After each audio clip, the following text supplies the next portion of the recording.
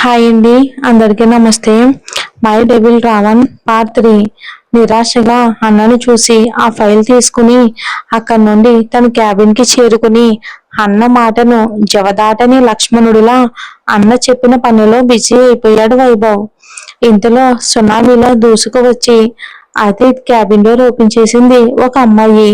ఆ సౌండ్ కి తలెత్తి చూసిన అతీత్ కళ్ళు కోపంతో ఎర్రగా అవడమే కాదు, కనుబొమ్మలు ముడిపడి మూడో కన్ను తెరవడానికి సిద్ధంగా ఉన్న శివయ్యలా కనిపించడంతో ఇక అప్పటి వరకు ఎవరిని కేర్ చేయకుండా ఏదో హక్కున్నట్లు రుబాబు చేస్తూ అక్కడికి వచ్చిన అమ్మాయి తన కోపాన్ని చూసి భయపడుతుంది. అది అని ఇంకా ఏదో చెప్పబోయే అంతలోపే అతీత్ కోపంగా వైభవ్ కి కాల్ చేసి క్షణంలో తన నా క్యాబిన్ లో ఉండాలి అని ఆర్డర్ వేయడంతో మరో నిమిషంలోనే అన్న క్యాబిన్ లోకి వాళ్ళిన వైభవ్ అక్కడున్న అమ్మాయిని చూసి షాక్ అయ్యాడు. ఇక తర్వాత విషయం అర్థమై నేను చూసుకుంటాను అన్నయ్య అని అమ్మాయిని అక్కడి నుండి కోపంగా బయటికి తీసుకెళ్లబోతూ ఉంటే మళ్ళీ ఇలా నన్ను కలవడానికి ట్రై చేస్తే ఇక ప్రాణం మీద ఆశ వదిలేసుకోమని చెప్పు అని బేస్ వాయిస్ లో వార్నింగ్ ఇచ్చి తిరిగి తన వర్క్ లో బిజీ అయిపోయాడు అతీత్. అతీత్ మాటలకి ఆ అమ్మాయికి బాధగా అనిపించినా అతన్ని ఎప్పటికైనా దక్కించుకోవాలి అని ఆరాటం మామిడి కావటంతో ప్రస్తుతం తన్ని అక్కడి నుండి బయటికి తీసుకుని వచ్చి కోపంగా ఆమెను ఏదో అనబోతున్న వైభవ్ని తనని ఏమాత్రం కూడా అస్సలు కేర్ చేయకుండా అక్కడి నుండి పొగరుగా వెళ్ళిపోయింది ఆ అమ్మాయి.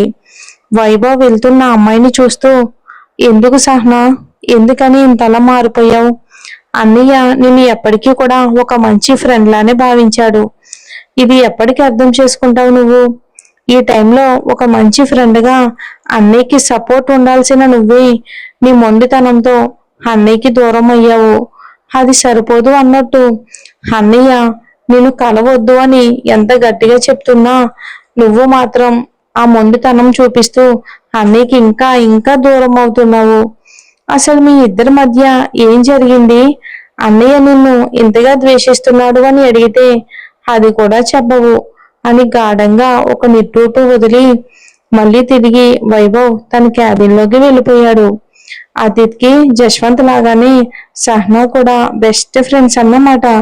నిజానికి ముగ్గురు మంచి ఫ్రెండ్స్.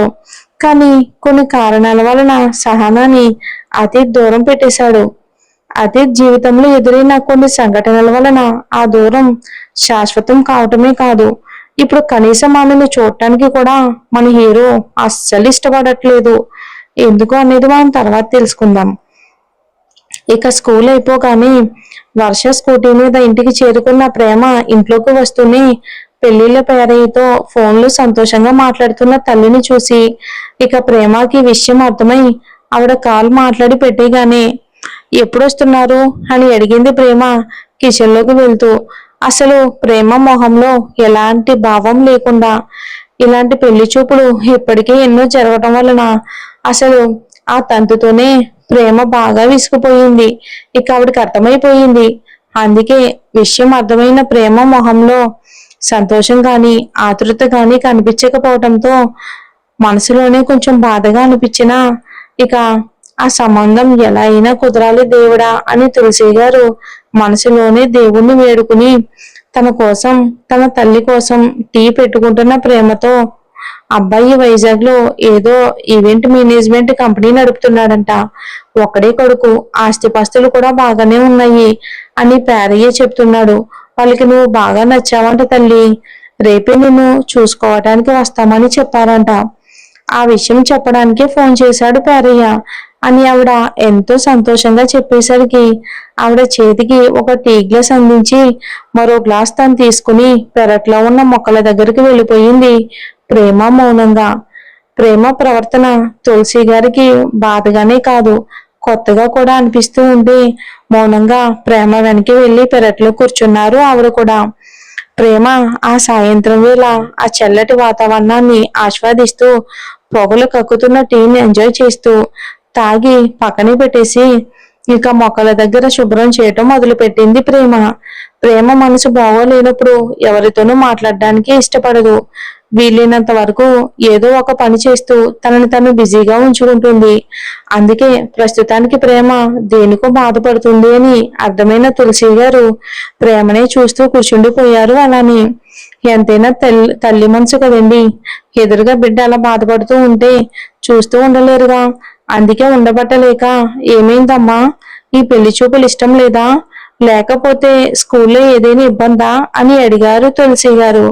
తల్లి ప్రశ్నకు ప్రేమ చేస్తున్న పని ఆపేసి మౌనంగానే ఉండిపోయింది. కానీ కాసేపటికే లేని నవ్వు పెదాల మీదకు తెచ్చుకుని, ఏం లేదమ్మా, కాస్త తలనొప్పిగా ఉంది అంతే. తలకి కాస్త గోరువెచ్చని నూనె పట్టించి వేడి నీళ్లతో తలస్నానం చేస్తే అదే తగ్గిపోతుంది అని తల్లి నుండి తప్పించుకోవడానికి వెంటనే అక్కడి నుండి వెళ్ళిపోయింది ప్రేమ. కన్నతల్లి కదా, అసలు ప్రేమ దేనికో బాధపడుతుంది అని గ్రహించిన తులసి గారు బాధగా ప్రేమ గురించి ఎందుకో ఏదో ఆలోచిస్తూ ఉండిపోయారు. అలా అన్వితో ఇంటికి చేరుకున్న వైశాలి గారు, చంద్రశేఖర్ గారు ఎప్పుడు ఏదో ఒకటి మాట్లాడుతూ అల్లరి చేసే అన్వి దారంతా సైలెంట్ గా ఉండడం, పైగా ఏదో బెంగగా కనిపించేసరికి ఇద్దరు ఇంటికి రావడంతోనే అన్విని కూర్చోబెట్టి, ఏమైంది బంగారు తల్లి, ఎందుకు అలా ఉన్నావని అడిగితే అన్వి చంద్రశేఖర్ గారి మెడని చుట్టేసి ఆయన గుండెల్లో ఒదిగిపోతూ, అమ్మ కనిపించింది తాతయ్య అని చెప్పింది అన్వి. ఆ మాట విన్న చంద్రశేఖర్ గారికి, వైశాలి గారికి ఒక్కసారిగా కళ్ళల్లో నీళ్లు తిరగగానే అన్విని చంద్రశేఖర్ గారు మరింత దగ్గరకు పొదుముకుంటే వైశాలి గారు బాధతో అక్కడ ఉండలేక వెంటనే వాళ్ళ రూమ్ లోకి వెళ్ళిపోయారు ఏడుస్తూ. కాసేపటికి అన్వి అలానే చంద్రశేఖర్ గారి గుండెల మీద నిద్రపోవటంతో ఆయన అన్విని తీసుకుని వెళ్లి బెడ్రూమ్ లో పడుకోబెట్టి నిద్రలో అమాయకంగా ముద్దుగా ఉన్న అన్విని చూస్తూ, నీ తల్లి ఎప్పటికీ తిరిగి రాలేదు, నీకెలా చెప్తే అర్థమవుతుంది తల్లి, నాకు తెలియడం లేదురా బంగారం, ఇలాంటి సున్నితమైన విషయాన్ని అర్థం చేసుకునే వయసు, అనుభవం రెండూ నీకు లేవు అని బాధపడుతూ అన్వి తల ప్రేమగా నిమిరి అక్కడి నుండి బయటకు వచ్చేశారు ఆయన బాధపడుతూ. ఇలా ఉండగా సాయంత్రం అవుతూ ఉండగానే ఆఫీస్ టైం అయిపోవడంతో అన్నదమ్ములు ఇద్దరు కలిసి ఇంటికి చేరుకున్నారు. వీళ్ళు ఇంటికి చేరుకునేసరికి బయట గార్డెన్ లో చంద్రశేఖర్ గారితో ఆడుతూ అల్లరి చేస్తూ ఉన్న అన్వి అదిత్ వైభవులను చూడగానే ఒక్కసారిగా పరుగున వెళ్ళి ఇద్దరు కాళ్ళని చుట్టేసి కొత్త స్కూల్ విషయాలు చెప్తూ అమ్మను చూశాను అని మెరిసే కళ్ళతో చెప్పేసరికి అప్పటి వరకు అన్విని మౌనంగా చూస్తూ ఉన్న అతిథ్ కోపంగా అన్వి నుండి విడిపించుకుని వేగంగా తన రూమ్ లోకి వెళ్ళిపోయాడు బాధగా. తండ్రి ప్రవర్తన అన్వికి అలవాటే కావటంతో తన మాటతో షాక్ లో ఉన్న బాబాయిని కదిపి, అమ్మ మన ఇంటికి వచ్చేస్తుంది కదా బాబా అని అడుగుతుంది ముద్దు ముద్దుగా. అన్వి ప్రశ్నకు తేరుకున్న వైభవ్ ఆమెకి ఏం సమాధానం చెప్పాలో కూడా అర్థం కాక అసలు అన్వికి తన తల్లి కనిపించడం ఏంటి అని ఆలోచిస్తూ ప్రస్తుతానికి అన్వితో ఫ్రెష్ అయ్యి వస్తాను బంగారం అని చెప్పి ఏదోలా తప్పించుకొని అక్కడి నుండి వెంటనే వెళ్ళిపోయాడు ఫ్రెష్ అవ్వడానికి. తన రూమ్ లోకి కోపంగా వెళ్ళిన అతిథ్ తన చేతిలో ఉన్న బ్యాగ్ ని కౌచులోకి విసిరేసి టై బెల్ట్ పీకి పడేసి కాలుకున్న షూస్ విసిరేసి తనకంటూ ఆ రూమ్ లో చాన్నాళ్ల క్రితం తన ప్రియమైన వారు ఏర్పాటు చేసిన బార్ సెక్షన్ నుండి ఒక విస్కీ బాటిల్ తీసుకుని కోపంగా ఇక క్యాప్ ఓపెన్ చేసి నోట్లో పెట్టుకోబోతూ ఉండగానే తన శరీరానికి ఒక చల్లటి గాలి తాకగాని ఒక్కసారిగా అతీత్ కళ్ళల్లో నీళ్లు తిరిగాయి. చిన్నగా వింధ్య అంటూ వెనక్కి తిరిగిన అతీత్కి అక్కడ తెల్లని తేజస్సుతో దేవకన్యలా మెరిసిపోతూ తన ప్రాణమైన వింధ్య కనిపించగానే అతీత్ వెంటనే వెళ్ళి ఆమెను తన గుండెలకు హత్తుకోబోయాడు. కానీ అది సాధ్యం కాకపోవటమే కాదు, వింధ్య ఆత్మ పొగలా మారి మరో చోట ప్రత్యక్షమై బాధాకరమైన స్వరంతో, నన్ను తాకడం సాధ్యం కాదని తెలిసిన ఇన్నేళ్ళ నుండి రోజు నీ ప్రయత్నం మాత్రం మానవా అని అంది. ఆమె ప్రశ్నకు అతీత్ ఉక్రోషంగా మారి, సాధ్యం కానప్పుడు ఎందుకు నా వెంట నీడెలా ఉంటూ నేను బాధపడుతూ ఉంటే నన్ను ఓదారుస్తూ నా దగ్గరే ఎందుకున్నావు వింధ్య, మునపటిలానే వదిలేసి వెళ్ళిపోవచ్చు కదా అని అడిగాడు ఉక్రోషం కోపంగా మారటంతో. ఆ ప్రశ్నకు ఆత్మగా ఉన్న వింధ్య బాధగా, నిన్ను తాకాలి అని, నీ స్పర్శ మళ్ళీ ఫీల్ అవ్వాలి అని, నా ప్రేమ నీకు తిరిగి చూపించాలి అని నాకు కూడా ఉంది. కానీ అది నాకు సాధ్యం కాదు అని అంది. అప్పటికే అతీత్ కోపంతో చేతిలో ఉన్న విస్కీ బాటిల్ ఎత్తి తాగడం స్టార్ట్ చేశాడు. ఇక ఆత్మగా ఉన్న వింధ్య అతీత్ని ఆపే శక్తి లేక బాధపడుతూ మౌనంగా చూస్తూ ఉండిపోయింది. కానీ ఉండబట్టలేక తన మాటలు అతీత్కి కోపం తెప్పిస్తాయి అని తెలిసి కూడా ఎందుకు అది జరిగిపోయిన దాని గురించి ఆలోచిస్తూ నీ జీవితాన్ని పాడు చేసుకుంటున్నావు? నువ్వు నా గురించి బాధపడుతూ కేవలం నీ జీవితం మాత్రమే కాదు, తల్లి ప్రేమకు దూరమైన మన అన్నికి తండ్రి ప్రేమను కూడా అందివ్వలేకపోతున్నావు.